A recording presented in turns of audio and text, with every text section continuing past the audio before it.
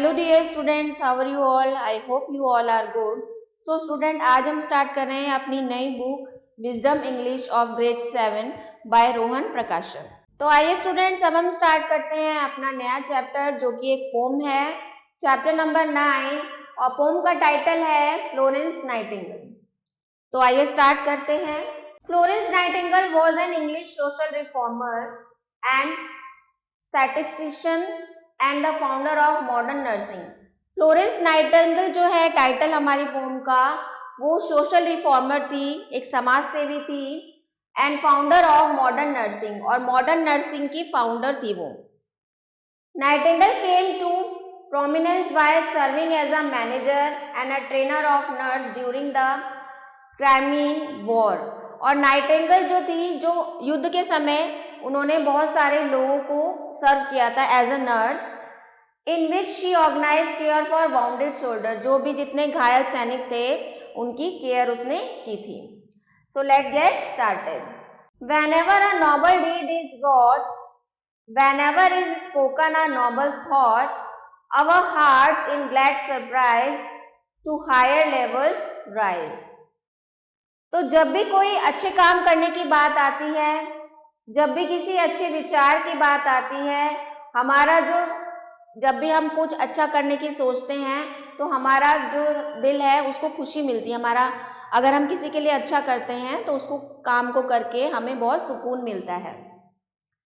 And having perhaps the better claim the tidal waves of deeper souls into our inmost being rolls and lifts us unawares out of all means care. और and having perhaps the better claim, और मतलब हम दावा करते हैं किसी भी चीज का, the tidal wave of deeper souls, जो हमारे अंदर की जो अंदर आत्मा की आवाज होती है, जो हमें किसी के लिए हम अच्छा करते हैं, किसी की केयर करते हैं, तो वो हमारी अंदर आत्मा की आवाज होती है, ठीक है।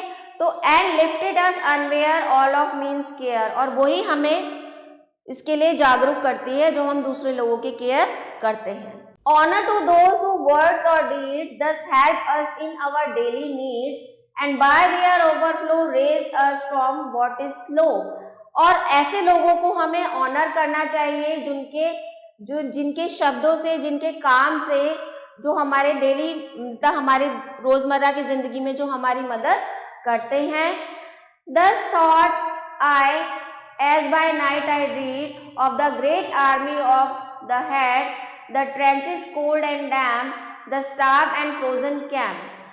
तो thus thought as by night I read, अब यही विचार मेरे दिमाग में आया, of the great army of the deed, जो हमारी आर्मी है, जो हमारे सैनिक हैं, the trenches cold and camp, वो क्या करते हैं, कड़कड़ाती हुई ठंड में भी वो अपने कैंप में रहते हैं, and starved and frozen camp, कई बार उन्हें भूखे भी रहना पड़ता है।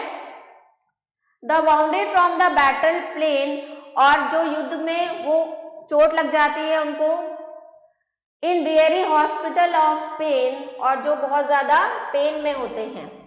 The cheerless corridors, the cold and stony floors, और वो जो कॉरिडोर्स होते हैं चेयरलेस होते हैं, वहाँ पर जहाँ पर जो घायल सैनिक होते हैं, जहाँ पर उनका ट्रीटमेंट होता है, वो जो कॉरिडोर होते हैं वो चेयरलेस होते हैं, मतलब बहुत ही उदास होते हैं।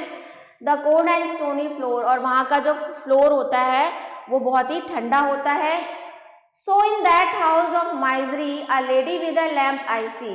तो हम क्या देखते हैं कि उस दयनीय जगह पे, जहाँ पर सैनिकों का इलाज चल रहा है, हर कोई बीमार है, किसी को चोट लगी हुई है, तो वहाँ पर एक लेडी हमें दिखाई देती है with a lamp pass through the glimmering gloom, कि एक लैम्प की रोशनी के समान वो दिखाई देती है, and flit from the room to room, और जो एक कमरे से दूसरे कमरे में जा रही होती है। तो यहाँ पर किसकी बात हो रही है, नर्स की बात हो रही है, कि जैसे जहाँ हॉस्पिटल होते हैं वहाँ पर पेशेंट्स होते हैं, तो नर्स क्या करती है, पहले एक पेशेंट को विजिट करती है, दूसरे को विजिट करती है। तो हम क्या देखते हैं कि ऐसी जगह पर एक हॉस्पिटल में जहाँ पर कोई भी खुशी की वो नहीं दिखाई दे रही है झलक, वहाँ पर एक लेडी अपने हाथ में लैंप लिए हुए एक रूम से दूसरे रूम में जा रही है। And slow as in the dream of bliss the speechless sufferer turns to kiss her shadow as it falls upon the darkening wall. अब ऐसा लगता है कि जो हमारे दर्द हैं, जैसे ही वो जो नर्स है किसी भी पेशेंट के पास जाती है तो ऐसा लगता है सारे दर्द जो है वो खत्म हो गए हैं. As if a door in heaven should be opened and then closed suddenly, the vision came and went, the light shone and was spent. तो ऐसा लगता है कि जैसे ही वो जो नर्स है वो केयर करती है पेशेंट्स की, तो ऐसा लगता है as if a door in heaven should be, कि अगर कोई स्वर्ग का द्वार होता तो वो यही होता, open and then close suddenly.